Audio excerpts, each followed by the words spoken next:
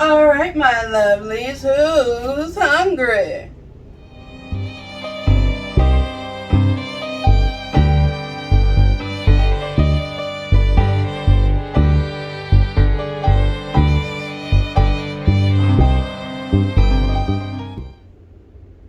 Hello, my lovelies. I am Madam Crystal Butterfly, and if you have been absolutely loving all these videos I keep rolling on out, please like, leave a comment, and if you have not yet, slap that subscribe button like it owes your money. And don't forget to give that little notification bell a ring. My lovelies, I would like to take this moment to let all of you know that my book, Curse of the Frog Prince Part 2, the second installment in my Curse of the Frog Prince series, is getting closer to completion. So, you all will finally get to find out what happens next in Princess Akenyi's battle to save her people. And if you have not picked up a copy of Curse of the Frog Prince Part 1 yet, you're going to want to do that, because the tale of Akenyi's battle against King Ofori in order to save her people is one exciting tale. And if you are looking to add a little bit of extra magic into your world, you're also going to want to grab a copy of my book, Violet Evergreen in the Seas of Rebellion, where you will join a young witch named Violet Evergreen in her struggle to get away from her abusers and discover the truth behind why her parents were killed.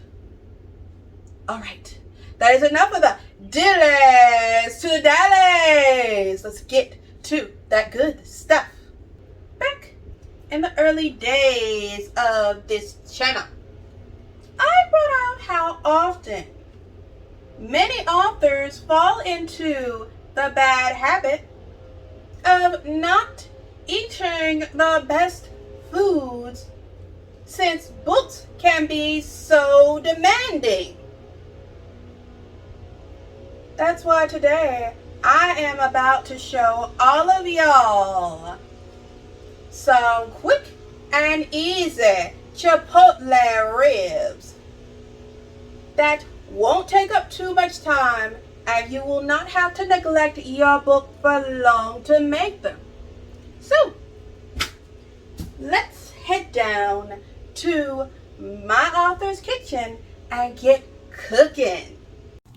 Okay, my lovelies, these are the chipotle ribs. So, simple cooking hack is sometimes you want to buy meat that has been pre-cleaned and seasoned.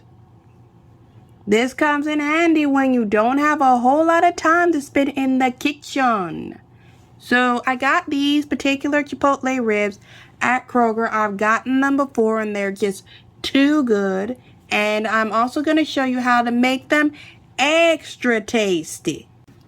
First step, get a piece of tin foil large enough to wrap your ribs in and place them on a baking sheet.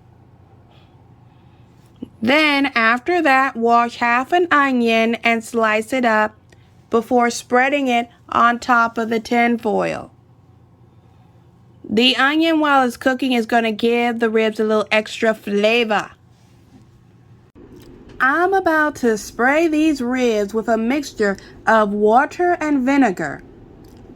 This is going to help tenderize the ribs. Now, as you can see, just giving them a few squirts of the water vinegar mixture. I'm only going to spray enough to cover the top half of the ribs because that's all you really need to do.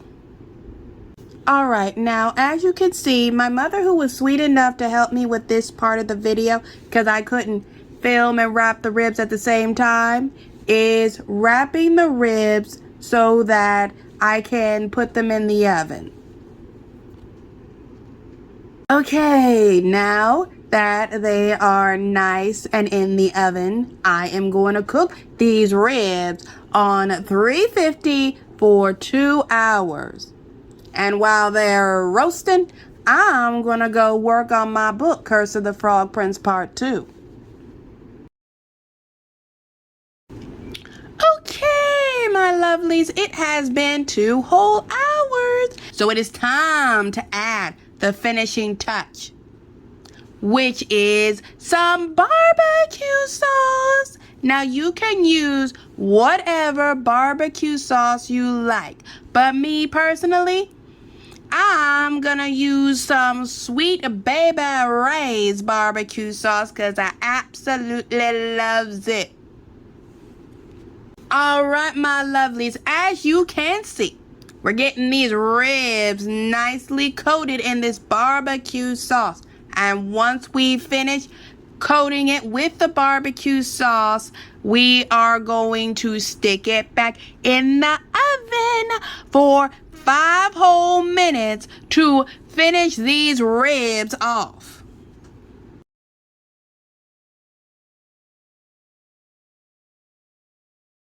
5 whole minutes have passed and these ribs are just looking too good.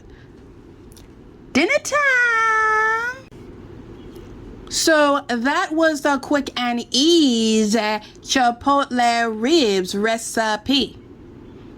I am about to enjoy these ribs with a nice cold glass of sparkling pink lemonade that I picked up at Aldi's earlier this morning. With that, my lovelies, this video is a wrap. Now, my lovelies, if you excuse me, my taste buds are about to dance into a world of rib-tastic magic.